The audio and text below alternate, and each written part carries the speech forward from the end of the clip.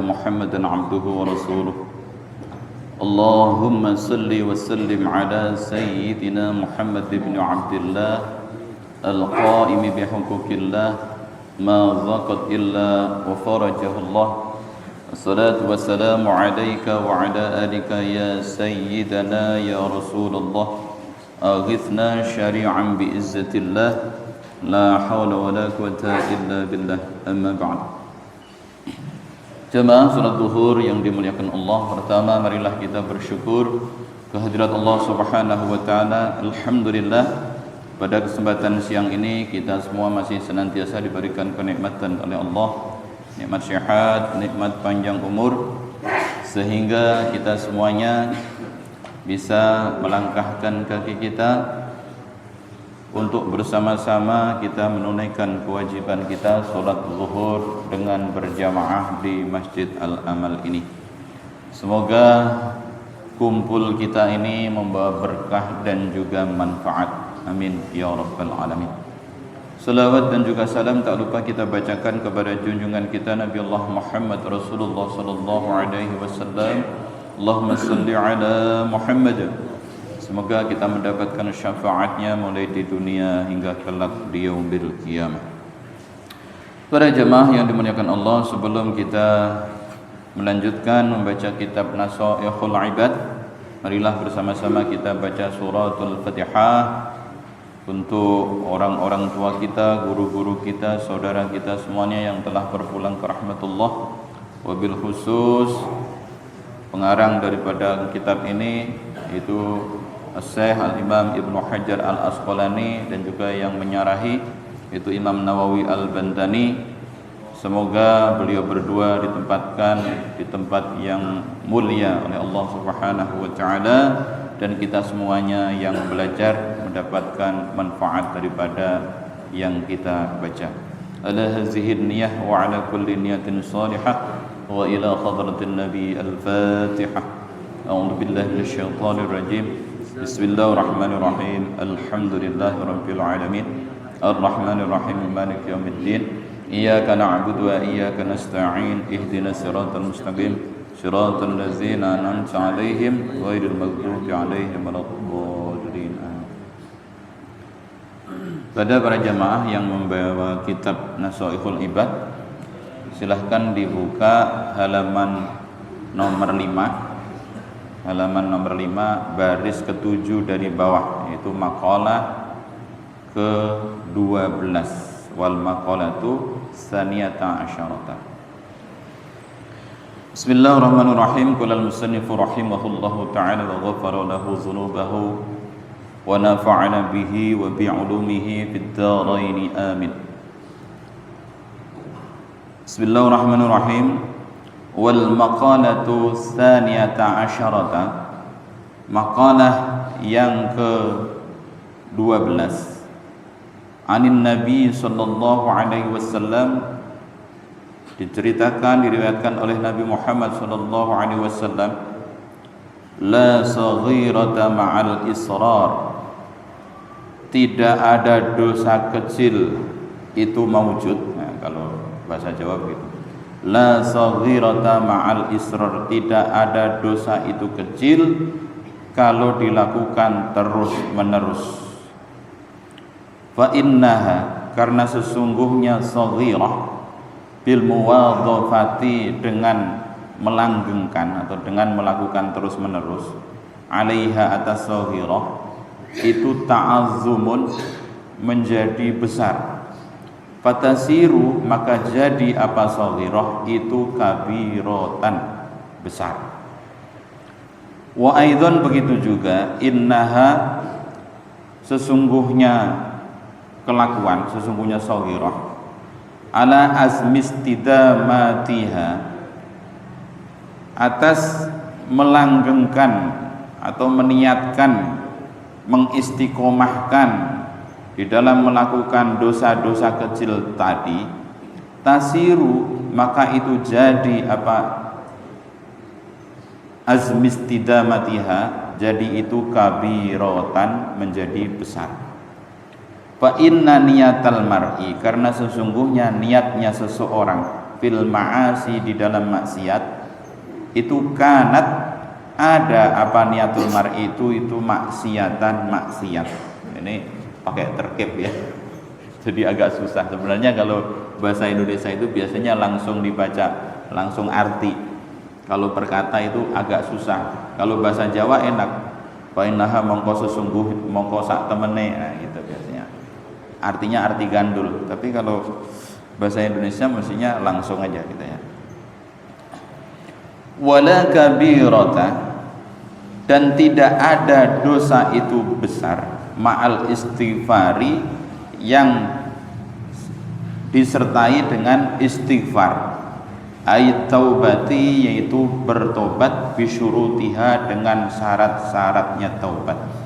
Fa inna taubata, maka sesungguhnya taubat itu tamhu bisa melebur taubat tersebut, meleburkan asarul khati'ati yaitu bekas-bekas kesalahan. Wa in kanat kabiratan, walaupun ada dosa itu kabiratan besar.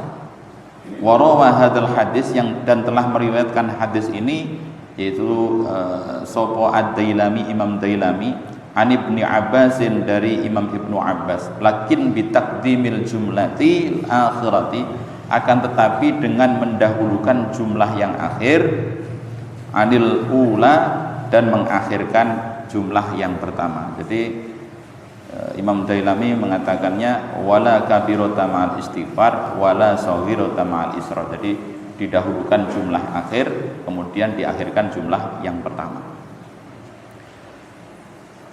Jadi makalah yang ke-12 ini dari Rasulullah SAW, beliau bersabda la saghirata ma'al israr wala kabirata ma'al istighfar.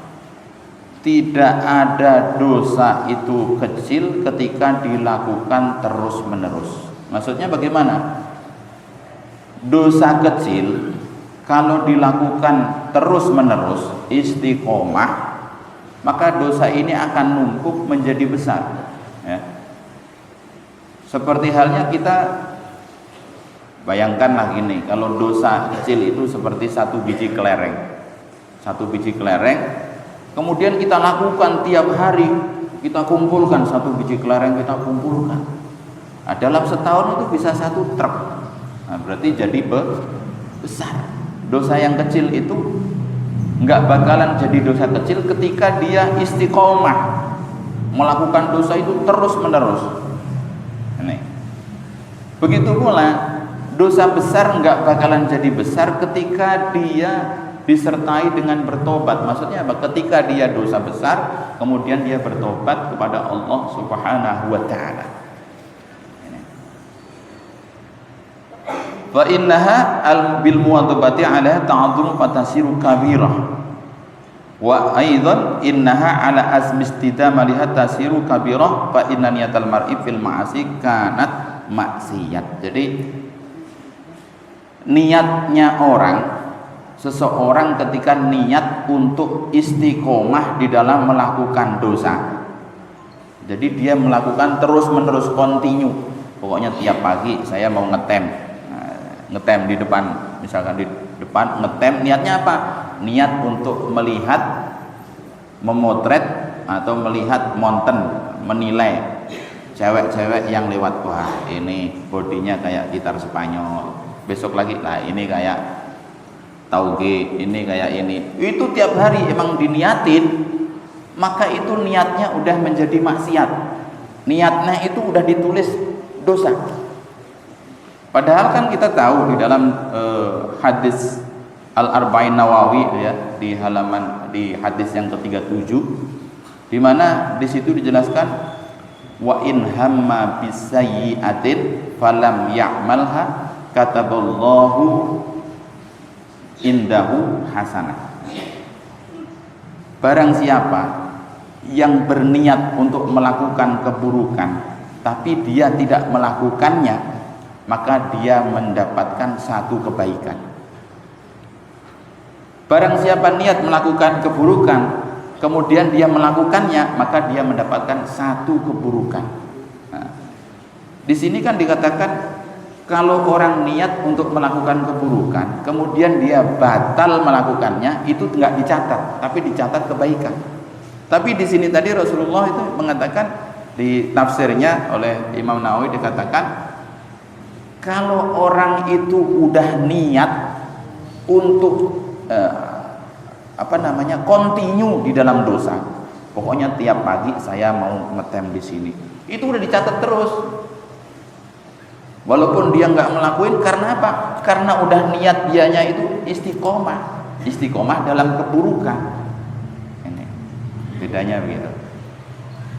Makanya kita ketika melakukan kesalahan hendaklah kita iringi dengan kebaikan, karena dengan kebaikan itu bisa menghapuskan daripada keburukan-keburukan. Dengan kebaikan-kebaikan itu bisa menghapuskan daripada keburukan-keburukan. Karena kalau kita continue di dalam melakukan kesalahan, ketika kita melakukan kesalahan maksiat, satu kali maksiat, maka itu akan ada titik hitam di dalam hati kita. Innal mu'mina idza aznaba kanat nuqtatan. Ya. Sesungguhnya orang mukmin ketika dia melakukan dosa, satu dosa, maka akan ada titik hitam yang ada di dalam hatinya, yaitu sauda fi qalbi. Ada titik hitam yang melekat di dalam hati.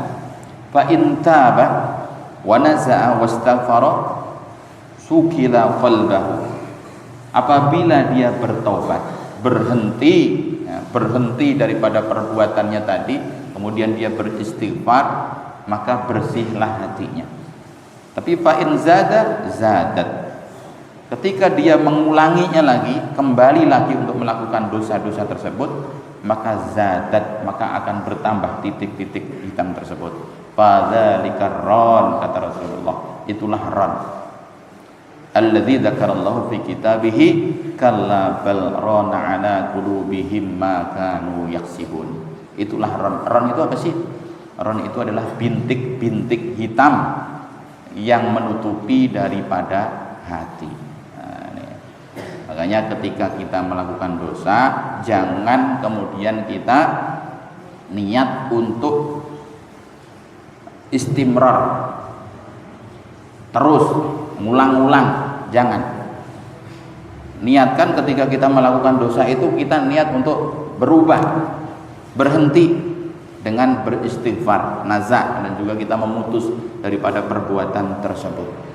Soalnya kalau kita istidamat tadi mengulang-ulang dan juga langgeng. Nah, langgeng itu istiqomah, terus menerus continue di dalam melakukan dosa, maka khawatirnya nanti hati kita akan menjadi gelap karena bintik-bintik hitam yang menutupi daripada hati tersebut. Maka di dalam hadis lain Rasulullah bersabda, inna hadhil quluba yasda'u kama inna hadhil quluba tasda'u kama yasda'ul hadid idza asabahul ma'. Sesungguhnya hati kita ini bisa kotor, bisa berkarat sebagaimana berkaratnya besi ketika sering kena air. Maka sahabat bertanya, ya Rasulullah, wa ma jilauha?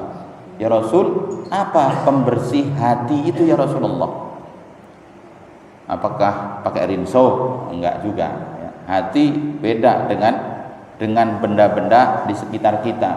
Baju bisa dicuci, tapi kalau hati bagaimana membersihkannya? Maka Rasulullah mengatakan, kasratu zikrul maut wa tilawatil Quran. Dengan perbanyak mengingat kematian dan perbanyak membaca Al-Quran. Semakin banyak kita baca Al-Quran, maka itu akan mengikis daripada kotornya hati kita.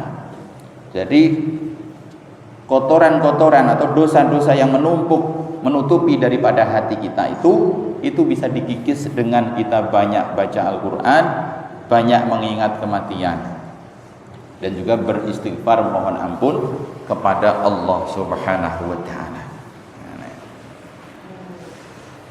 Kemudian, dan tidak ada dosa itu akan menjadi besar ketika disertai dengan istighfar, yaitu mohon ampun dan bertobat, memohon ampun kepada Allah Subhanahu wa Ta'ala dengan syarat-syaratnya. Ya. Orang melakukan dosa besar, kemudian dia istighfar tok, maka ya enggak diampuni. Itu harus dengan pertaubatan kepada Allah Subhanahu wa taala. Bertobat. Nah, syarat-syaratnya taubat itu apa? Di antaranya yang pertama, nyesel. Menyesali daripada perbuatan yang pernah dilakukannya. Yang kedua, berhenti dari perbuatan tersebut. Kalau dia mengaku nyesel tapi dia sambil melakukan, ya percuma. Saya nyesel melakukan dosa nih, tapi dia sambil maksiat lagi, maka ini bukan orang yang menyesal. Dan yang ketiga, bertekad untuk tidak mengulanginya.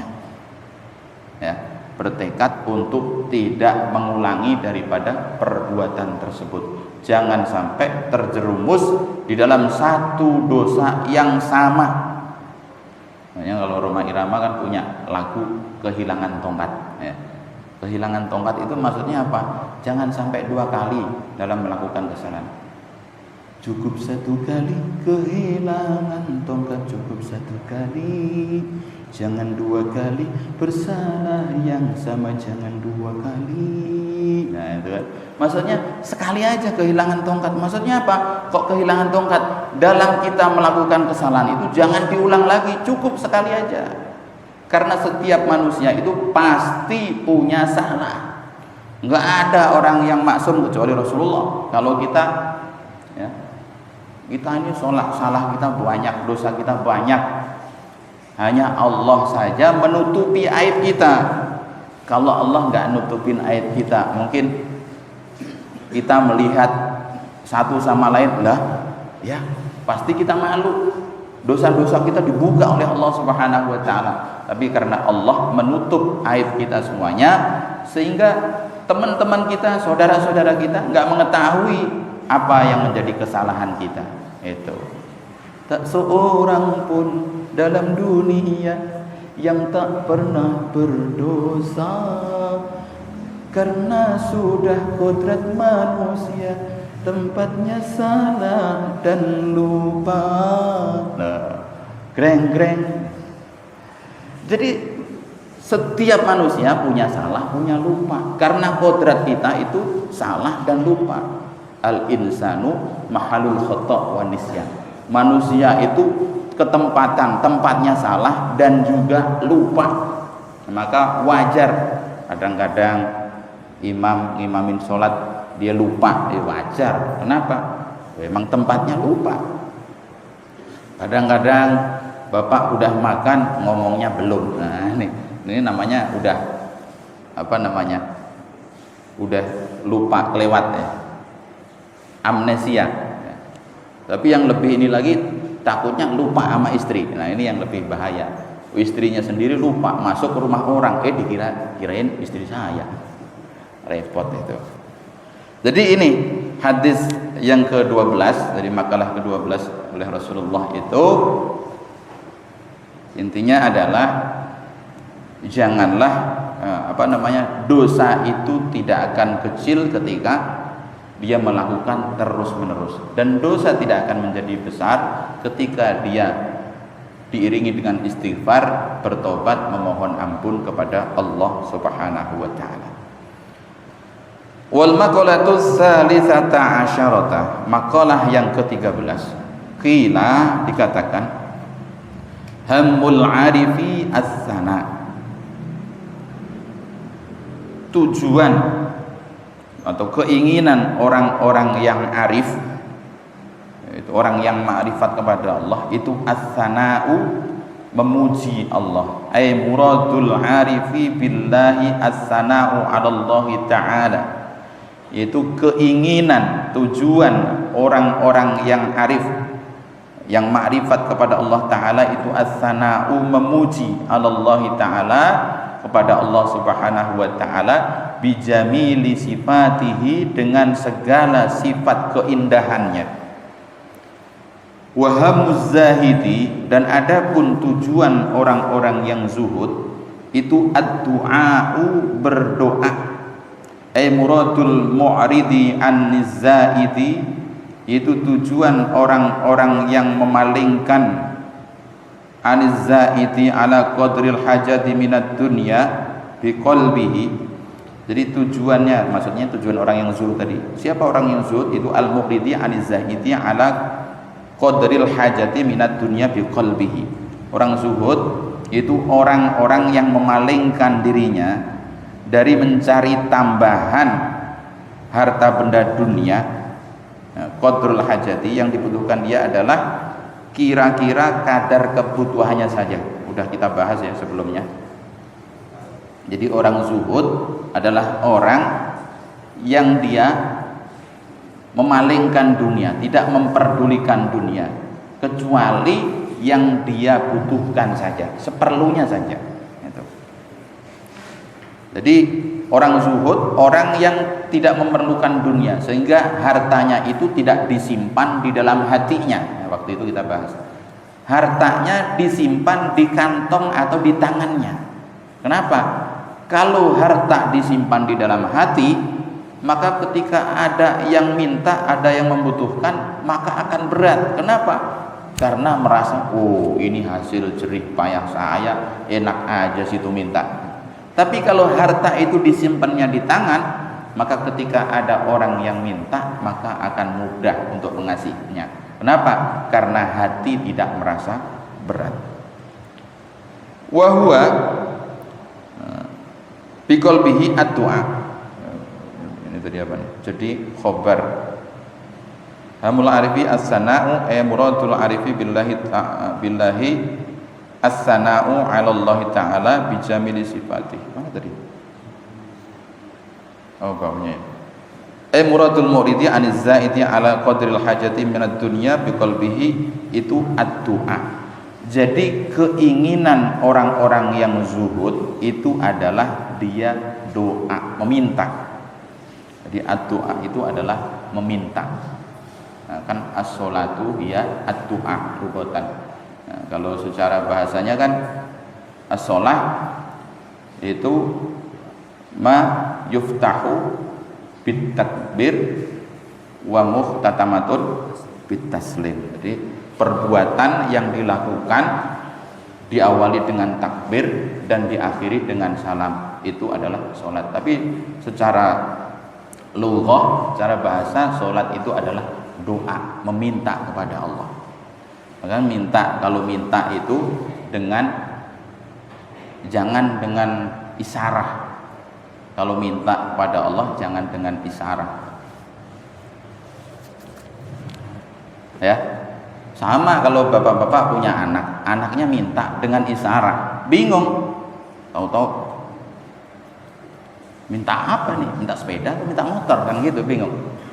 Istrinya juga begitu, kalau ke pasar, kalau suruh ngomong yang jelas, jangan dengan isyarat. Di pasar, lagi di depan toko emas, kemudian gini, Pak, pasti bapaknya, ntar malam, siang-siang minta begitu. Gelang Pak, cincin Pak, cincin. Ya ngomongnya gini-gini salah. Jadi makanya sholat itu doa itu dengan ucapan. Ada dulu pernah saya ngajar privat. Dia itu kalau sholat itu diem aja. Kenapa kalau sholat diem? Ya kan katanya Allah itu maha tahu. Allah itu lebih dekat daripada urat nadi kita.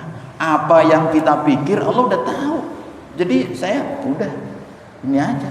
Aduh, gimana? Ya harus dibaca, baca Fatihah harus dibaca, dilafadzkan. Kalau niat emang di dalam qalbu, dalam hati. Ketika talafut itu hanya sunnah. Niatnya dalam hati Allahu Akbar. Ketika bareng dengan Allahu Akbar, dalam hati kita niat, saya niat sholat fardu duhur 4 rakaat. Nah, itu dalam hati. Tapi kalau bacaan-bacaan sholat ya dibaca, Fatihah dibaca, ya. Kalau dalam rukuk sujud itu doa itu emang sunnah. Kalaupun nggak baca juga sah, ya. Rukuk nggak baca Allahu Akbar sah. Cuman kan kita masa cuman ambil wajibnya doang. Fatihah wajib, kemudian tasahud, bacaan tasahud wajib. Kemudian ketika duduk antara dua sujud Rabbighfirli nggak baca, rukuk nggak baca, sujud nggak baca, sah, tapi nggak dapat fadilahnya, istilahnya kalau ibarat orang makan itu ama nasi tok, nggak ada lauknya, ikan bandeng nggak ada, sayur pete, sayur lalapan pete nggak ada, sambel nggak ada, kenyang nasi doang, nggak ada lauknya. Kira-kira enak nggak? Nggak enak. Nah itu. Jadi keinginan orang yang zuhud itu adalah ad-du'a, meminta kepada Allah. Wa huwa at-tadarru' ila Allah taala. At-tadarru' itu kalau bahasa Jawanya ndp, merendah. Wa huwa at-tadarru' itu merendah ila Allah taala, kepada Allah taala bisu'ali ma indahu minal khair. Yaitu dengan meminta apa yang ada di sisi Allah Subhanahu wa taala minal khairi, dari kebaikan-kebaikan. Li'anna hamal arifi rabbahu, karena sesungguhnya permintaan orang yang makrifat kepada Allah taala, tujuan orang yang makrifat kepada Allah itu adalah Tuhannya. Latsawabu walal jannatu, tujuannya bukanlah pahala dan bukanlah surga. Wahamuz zahidi nafsahu, dan wahamuz zahidi, dan adapun tujuan daripada orang yang zuhud itu nafsuhu, dirinya, manfaatun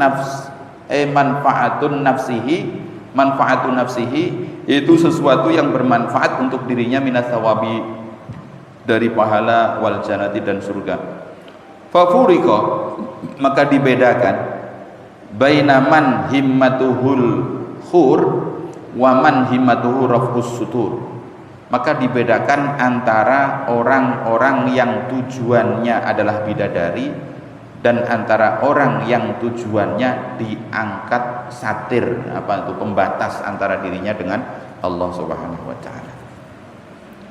Jadi begini, ini Ibnu Hajar Al-Asqalani ini menyindir orang zahid, ini orang yang zuhud itu disindir oleh Ibnu Hajar Al-Asqalani. Kenapa? Ibnu Hajar Al-Asqalani mengatakan, jadi hamul arif as-sana, jadi tujuan orang yang makrifat kepada Allah itu hanya memuji Allah, bijamili sifatihi, dengan segala sifat-sifat keindahannya. Orang yang makrifat kepada Allah, tujuan utamanya itu hanya memuji Allah. Makanya ketika dia berdoa, ketika orang arif ini berdoa, maka dia nggak sempat minta untuk dirinya, nggak sempat. Kenapa? Karena dia inginnya memuji keindahan Allah. Makanya Rasulullah kalau ngajarin doa kita kan alhamdulillahirabbil alamin, hamdan yuwafi ni'amahu wa yukafi'u mazidah. Ya Rabbana lakal hamdu kama yanbaghi li jalali wajhikal karim wa 'azimi sultanik. Subhanaka la nuhsi thana'an 'alaika anta kama asnaita 'ala nafsik. Itu isinya pujian-pujian semuanya. Dan orang yang arif ini, orang yang makrifat ini, ketika dia memuji kepada Allah sampai lupa untuk minta kepada dirinya. Ketika minta kepada Allah dengan nama-nama Allah, dengan segala sifat-sifat kemuliaannya Allah tadi kan, ya Allah, ya Rahman, ya Rahim, Engkau maha belas kasih ya Allah, segini banyak umat manusia Engkau sayangi semuanya, enggak minta. Beda dengan zahid, ketika orang yang zahid tujuan utamanya adalah meminta, mujinya sekali dua kali, alhamdulillahirabbil alamin, ya Allah, ya Rahman, ya Rahim, irhamna ya Allah, irhamna, minta. Jadi mintanya yang banyak, mujinya dikit. Kalau yang orang arif, ya Rahman, ya Rahim, ya Malik, Engkau maha memiliki kerajaanmu, ini dunia dan seisinya milikmu ya Allah. Tapi dia nggak minta. Ya Kudus, Engkau maha suci. Ya Salam, Engkau maha menyelamatkan. Semua hancur kecuali hanya Engkau ya Allah. Engkau selamat, yang lainnya semua binasa, Engkau akan selamat selama-lamanya. Nah, kalau zahid, ya Salam, salimna ya Allah, Engkau maha memberikan keselamatan, maka selamatkan kami. Engkau maha memberi nikmat, berikan nikmat kami. Ya Razzaq, engkau maha memberikan rizki. Urzuqni halalan thayyiban mabrukan li ta'atik. Kan biasanya gitu. Engkau maha memberi rizki ya Allah, maka berikan aku rizki yang banyak, yang halal, yang berkah, untuk saya bisa ke Mekah, ke Madinah, bisa hijrah, bisa ke tempatmu ini ziarah dan sebagainya. Jadi bedanya gitu. Kalau orang arif itu dia tujuan utama hanya muji Allah.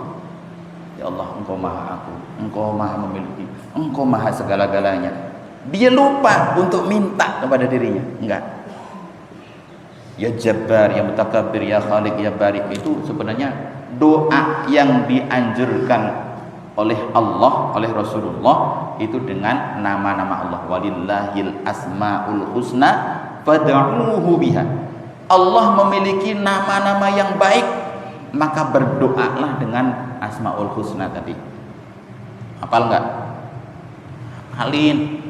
Ya Allah, ya Rahman, ya Rahim, ya Malik. Nah, askia aja udah hafal separuh. Nah, kecil 3 tahun. Ya hafalin. Itu buat doa. Nah, masih mendingan itu. Kalau orang arif emang dia hanya memuji Allah Subhanahu wa taala. Beda dengan yang zahid. Kalau arif kan misalkan ditunjukkan oleh Allah. Allah Subhanahu wa taala menciptakan surganya. Jadi arif, ini saya telah ciptakan surga. Maka orang yang arif ini, ya Allah, begitu indahnya surga yang Engkau ciptakan. Tidak ada satupun yang mampu untuk menciptakan itu semuanya. Dan itu akan Engkau tempatkan orang-orang yang taat kepadamu. Tapi dia nggak minta, ya Allah masukkan aku dalam surga. Tapi begitu yang zuhud, yang zahid ini, zahid, nih aku ciptakan surga neraka. Ya Allah, surgamu begitu indah ya Allah. Maka masukkan aku di situ ya Allah. Nerakamu begitu menakutkan, jauhkan aku dari nerakamu ya Allah. Nah, jadi bedanya arif dengan zahid. Seperti beginilah, kita punya kiai, kita punya guru. Kalau murid itu cintanya terhadap gurunya ini emang benar-benar ikhlas, karena dia emang benar-benar cinta sama gurunya, begitu dia sowan, dia ketemu, maka dia akan memuji kebaikan-kebaikan gurunya. Ya Mas Kiai, alhamdulillah Kiai, Kiai sehat, Kiai ini, semoga Kiai selalu tambah sehat, tambah ini segala macam berkah Kiai, saya ilmu saya bermanfaat dan sebagainya. Tapi yang murid yang biasanya itu dia itu kiainya hanya dijadikan untuk wasilah, dia akan datang ke kiainya, alhamdulillah Kiai, Kiai sehat ya, panjang umur, Kiai kasih aku ijazah dong. Nah, tujuannya apa? Ijazah, minta ijazah. Beda. Mau ketemu presiden, orang yang benar-benar cintanya karena tulus, maka dia akan muji-muji presiden tapi tanpa mengharapkan imbalan. Wah presiden, kerjamu bagus, ini semua berhasil, ini dan sebagainya. Tapi kalau yang penjilat, dia memuji itu adalah untuk mengharapkan imbal balik untuk dirinya. Nah ini bukan berarti orang zahid itu nggak bagus. Bagus. Orang zahid itu coba, dia tidak memperdulikan harta bendanya. Cuman ketika dia berzikir kepada Allah Subhanahu wa taala, dia mengharapkan imbal balik dari Allah. Dia merendahkan dirinya kepada Allah, tapi kemudian ya Allah, Engkau memiliki surga yang begitu indah, masukkan aku di dalamnya. Jauhkan aku dari api neraka dan sebagainya. Itu ada harapan-harapan. Kalau orang yang makrifat kepada Allah, tujuan utamanya hanya memuji saja. Maka kelasnya lebih tinggian arif daripada zahid. Nah kira-kira kelas kita di mana? Kayaknya zahid juga enggak ya. Zuhud juga enggak. Buktinya apa? Kita masih sayang dengan dunia kita. Sayang dengan harta kita. Ada orang yang minta dalam hati kita, aduh, ini besok buat bayar sekolah, buat ini. Nanti ya. Mohon maaf nanti ya. Biasanya begitu. Berarti zuhud juga belum. Apalagi arif. Intinya makanya ini sindiran daripada Ibnu Hajar Al-Asqalani bahwasanya kalau bisa sampai tingkatan arif, ya kalau nggak bisa minimal zuhud zuhud, kita nggak membutuhkan, nggak memperdulikan dunia, tapi kita selalu berdoa dan mohon ampun kepada Allah, minta rizki kepada Allah, minta surganya Allah, nggak apa-apa daripada minta di Gunung Lawu. Minta rizki kepada Allah nggak apa-apa. Allahumma rzuqna rizqan wasi'an halalan thayyiban mubarakan fih dan sebagainya, nggak masalah. Minta kepada Allah daripada ke Gunung Lawu. Masih banyak tuh, kalau lihat di YouTube ada tuh pesugihan di Gunung Lawu, pesugihan di Gunung Kawi. Itu kan menjadi syirik kepada Allah Subhanahu wa taala. Masih mendingan zahid daripada mencari di Gunung Lawu, Gunung Kawi dan sebagainya. Mungkin ini saja ya, nggak usah terlalu panjang. 2 makalah ini semoga bisa bermanfaat untuk kita semuanya. Yang pertama tadi itu kita semuanya bahwasanya ketika melakukan dosa janganlah dilakukan terus menerus. Niatkan supaya kita bisa berhenti, bertobat kepada Allah Subhanahu wa taala. Dan yang kedua ini agak berat. Saya sendiri juga zuhud juga kayaknya belum masuk. Zuhud itu belum masuk. Apalagi arif. Na'udhu, Masya Allah, luar biasa. Kalau arif itu kan orang yang dia itu diangkat satir antara dirinya dengan Allah Subhanahu wa taala. Sampai-sampai kadang orang yang udah arif ini ketika dia hendak meninggal dunia itu dia udah seperti diperlihatkan itu. Makanya dia nanti tanggal sekian semua pada kumpul di rumah saya ya. Nah, kenapa? Ada tamu banyak. Oh, ternyata dia dipanggil oleh Allah. Nah, pernah juga dulu mertua saya juga nggak bilang dia bukan arif, bukan sih, mungkin itu karena firasat atau bagaimana. 2019 ketika mau saya ajak umroh ya, umroh 2019 menjelang Ramadan itu anaknya kan ada 7, semua didatengin, diinepin 3 hari, 7 orang, berarti 21 hari ya. 7 kali 3 kali 7 21 hari. Kenapa Pak? Mau berangkat umroh Tijak Karim. Terus loh, bukan yang ngundang kita biar datang ke rumah syukuran kok, malah Bapak yang repot-repot ke sini, kan ada yang di Pamotan, ada yang di Rembang, ada yang di ini, didatengin semua. Ya, nanti pas aku pulang dari Mekah, kalian semua harus kumpul. Oh iya Pak. Berangkatlah umroh sama saya dari sini, saya dorong pakai kursi roda, bawa kursi roda dari sini saya dorong sono, kita dorong Mekah ini. Pas pulang sampai rumah, pulang dari Mekah sampai rumah jam 11 malam. Jam 11 malam, kemudian pagi habis sholat subuh, beliau nggak mau ditinggal. Hari mau kemana? Mau ngantar oleh-oleh ke kiai-kiai. Kita beli sajadah, kiai-kiai di kampung kita bagikan. Pulang udah nggak ada. Jadi 6:30 udah nggak ada. Akhirnya bener kan, semua anak-anaknya ngumpul sesuai yang dikatakan. Pokoknya nanti pas saya pulang, pokoknya nggak boleh satupun yang nggak datang, harus datang semua, ngumpul. Nah, itu firasat kali ya, firasat. Orangnya juga nggak, ibadahnya jarang. Waktu kita tuntun aja, innas sofa wal marwata min sya'airillah, karena orang Jawa lidahnya kan beda. Innas sofa wal marwoto, saya nonton itu sampai ketawa. Innas sofa wal marwoto min sya'airillah, ketawa dalam hati, kok marwoto jadi itu. Jadi ya nggak tahu, intinya bahwa mungkin insya Allah itu termasuk husnul khatimah. Semoga kita semuanya diberikan oleh Allah Subhanahu wa taala kesempatan untuk bisa ziarah ke tanah suci Makkah Al-Mukarramah, menunaikan ibadah haji dan juga umrah. Al-Fatihah.